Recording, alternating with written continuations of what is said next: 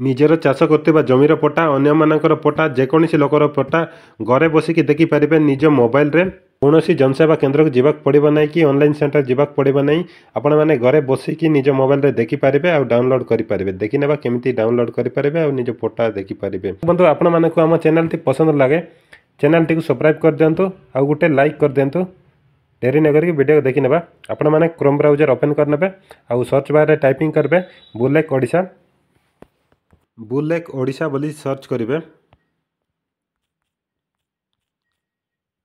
ଦେଖନ୍ତୁ ଦେଖିପାରୁଥିବେ second option ଅଛି ବୁଲେକ୍ ଓଡ଼ିଶା, ତାରି ଉପରେ ଟଚ୍ କରିଦେବେ। ୱେବସାଇଟ୍ଟା ପ୍ରଥମେ ଦେଖାଯାଉଛି ବୁଲେକ୍ ଓଡ଼ିଶା, ତାରି ଉପରେ ଟଚ୍ କରିନେବେ। ଦେଖନ୍ତୁ ତାପରେ ହୋମ୍ ପେଜ୍ ଏମିତି ଲେଖିଲା ଲ୍ୟାଣ୍ଡ ରେକର୍ଡ଼ ୱେବ୍ ପୋର୍ଟାଲ। ଏଠି ଆପଣମାନଙ୍କୁ ଡିଷ୍ଟ୍ରିକ୍ଟ, ତହସିଲ, ଭିଲେଜ, ଆର୍ଆଇ ସିଲେକ୍ସନ୍ କରିବେ। ଆପଣଙ୍କର ଡିଷ୍ଟ୍ରିକ୍ଟ କେଉଁଟା ସିଲେକ୍ଟ କରିବେ ଏଠି।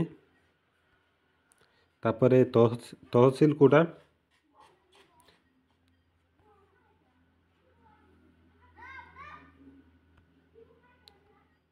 ସିଲେକ୍ଟ କରିଦେଲେ। ତାପରେ ଭିଲେଜ କେଉଁଟା,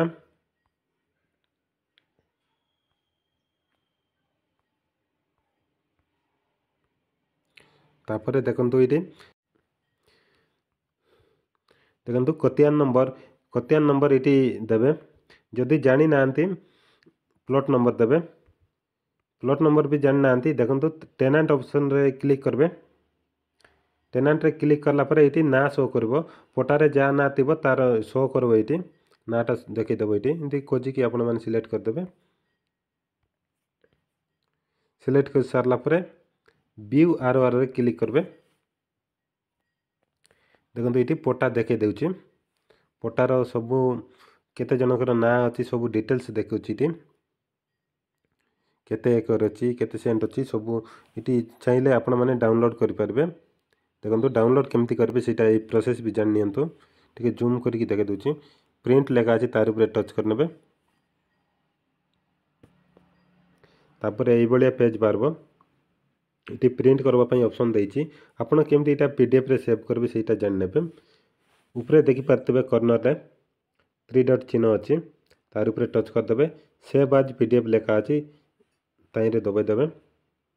ତାପରେ ଦେଖନ୍ତୁ ଏଇଠି ସେଭ୍ ଲେଖା ଅଛି, ସେଭ୍ ଉପରେ କ୍ଲିକ୍ କରିଦେବେ। ଆପଣମାନଙ୍କର ଜମିର ପଟା ପିଡ଼ିଏଫ୍ରେ ସେଭ୍ ହେଇଗଲା। ଏଇଟା ଚାହିଁଲେ ଫାଇଲ୍କୁ ଯାଇକି ଦେଖିପାରିବେ।